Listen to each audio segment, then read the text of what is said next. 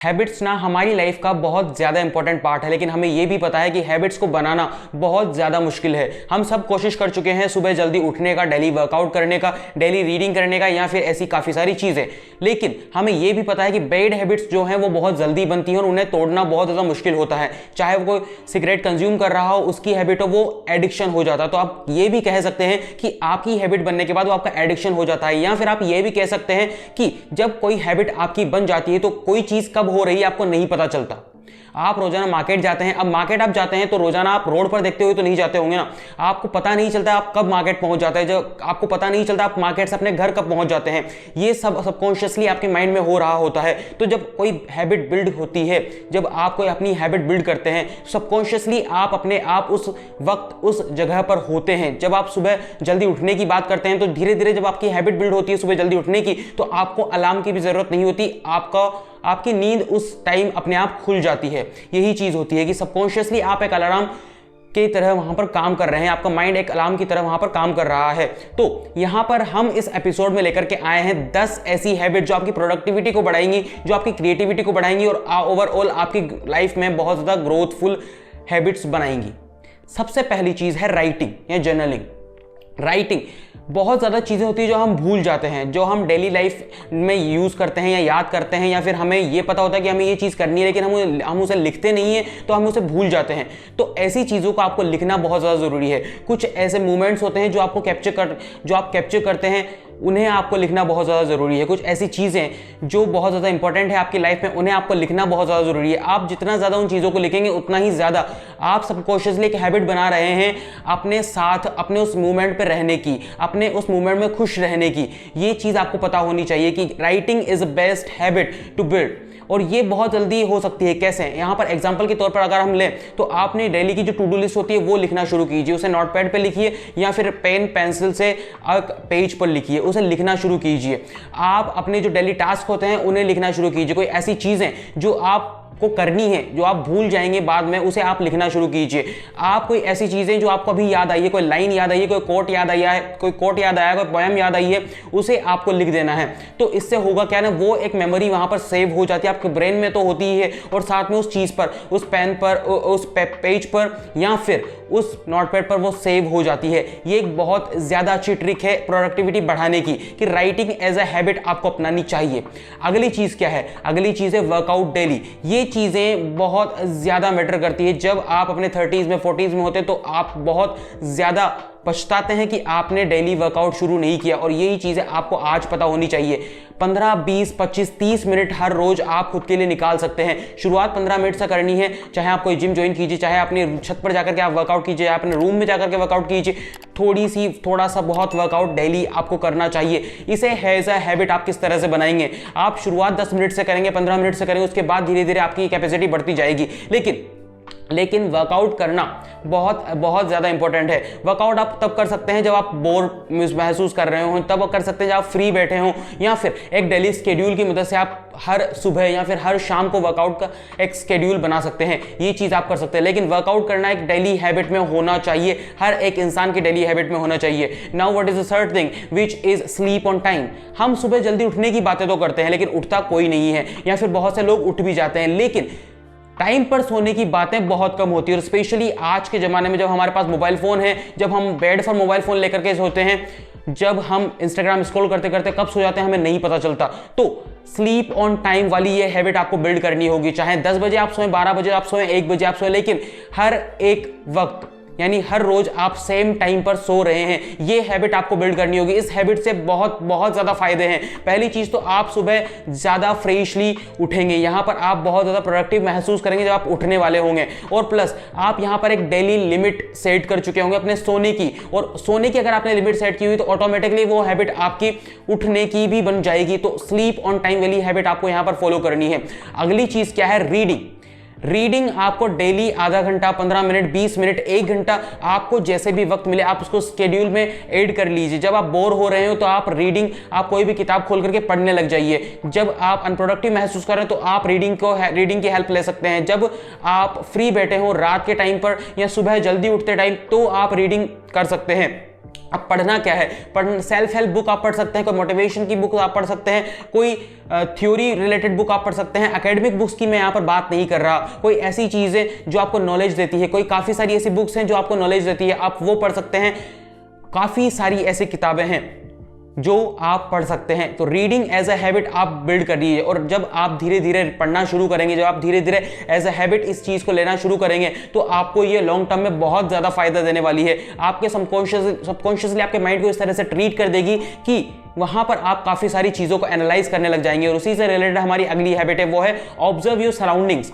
हम ना अपने आसपास की चीज़ों को बहुत लाइटली लेते हैं, या फिर हम उन्हें ऑब्जर्व नहीं करते। हम हमेशा, जब आप कहीं पर शांत जगह में बैठे होते हैं, तो आप बाहर की चीज़ों को कम ऑब्जर्व कर रहे होते हैं, अपने अंदर कुछ ना कुछ सोचे जा रहे होते हैं। और उसी वजह से मेडिटेशन जैसे प्रैक्टिसेस बहुत ज़्यादा पॉपुलर हो रही हैं। आपको रियलिटी को देखना है, आपको अपने आसपास की चीज़ों को ऑब्जर्व करना है, आपको अपने आसपास के लोगों को ऑब्जर्व करना है, आपको ये सोचना है कि वो क्या सोच रहे हैं, आपको ये देखना है कि चल क्या रहा है। जब आप शांत बैठे हों, अपनी छत पर जाकर के, अपने टेरेस पर जाकर के, अपने गार्डन में शांत बैठे हों, तो आपको देखना है कि उस एनवायरनमेंट में चल क्या रहा है, हो क्या रहा है, व्हाट इज द रियलिटी। और उस रियलिटी से आपको जुड़ना है। जब तक आप उस नेचर से, उस रियलिटी से, उस एनवायरनमेंट से नहीं जुड़ेंगे, तब तक आपको पीस नहीं मिलेगी, तब तक आप उस हैप्पीनेस को फील नहीं कर पाएंगे जिसके बारे में लोग बातें करते हैं, जिसके बारे में बहुत बड़े बड़े लोग बातें करते हैं, बहुत बड़े बड़े ऑथर्स ने किताबें लिखी है। यानी कि हैप्पीनेस, उस हैप्पीनेस को आप फील नहीं कर पाएंगे।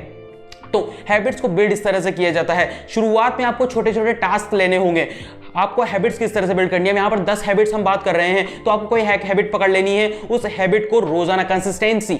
हैबिट का मतलब क्या होता है कि जो चीज आपको पता नहीं लग रही हो लेकिन हो रही हो, प्लस जो चीज रोज हो रही हो, ये होती है कंसिस्टेंसी। तो कंसिस्टेंटली आप उस चीज को पकड़कर बैठे हैं। आप रोजाना, आपने कोई हैबिट पकड़ ली है और उस हैबिट को आप रोजाना कर रहे हैं। आपने वो हैबिट 2 हफ्ते, 4 हफ्ते, 5 हफ्ते, 2 महीने, 3 महीने लगातार कर रहे हैं, तो आपकी वो एक हैबिट बन जाती है। और एज ए हैबिट बनने के बाद में आपको ये पता नहीं चलता और आप वो चीज़ को ऑटोमेटिकली कर रहे होते हैं। तो जब आपकी एक हैबिट बन जाती है, उसके बाद आप दूसरी हैबिट को फॉलो करना शुरू कर सकते हैं। और यही चीज़ होती है, आपको ज़िंदगी में कुछ करना नहीं है, आपको चीज़ें धीरे धीरे इस तरह से सेट कर देनी है कि कब चीज़ें हो रही है आपको पता ही नहीं चल रहा। उन चीज़ों में आपको एफर्ट्स लगाने की ज़रूरत ही नहीं पड़ रही। सबकॉन्शियसली आप वो चीज़ें कर रहे हैं। चाहे आप स्टूडेंट हैं, आप पढ़ रहे हैं, सबकॉन्शियसली आप पढ़ रहे हैं और वो चीज़ें आपके दिमाग में फीड हो रही हैं। आप एक एंटरप्रेन्योर हैं, आप अपने बिजनेस पर ध्यान दे रहे हैं, तो सबकॉन्शियसली आप वहां पर हैं, लेकिन आपको वो चीज पता नहीं चल रहा। आपको एफर्ट्स लगाने की बहुत ज्यादा जरूरत नहीं पड़ रही। आपको कोई बड़ा डिसीजन लेना होता है तभी आपको एफर्ट्स लगाने पड़ते हैं। आपको कोई बड़ा चैलेंज फेस करना होता है तभी आपको एफर्ट लगाने पड़ते हैं, अदरवाइज आपको वहां पर एफर्ट्स लगाने की कोई जरूरत है ही नहीं।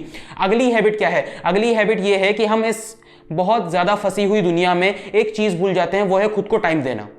Give time to yourself. हम बहुत ज्यादा ये चीज को इग्नोर करते हैं। हम लोगों के साथ वक्त बिताते हैं, अपनी फैमिली के साथ वक्त बिताते हैं, अपने रिलेशनशिप में वक्त बिताते हैं, अपने करियर में वक्त बिताते हैं, अपने काम में वक्त बिताते हैं, लेकिन अपने साथ 2 पल नहीं बैठ सकते। हम 15, 20 मिनट, 25 मिनट, 1 घंटा, आधा घंटा रोज अपने साथ नहीं गुजार सकते।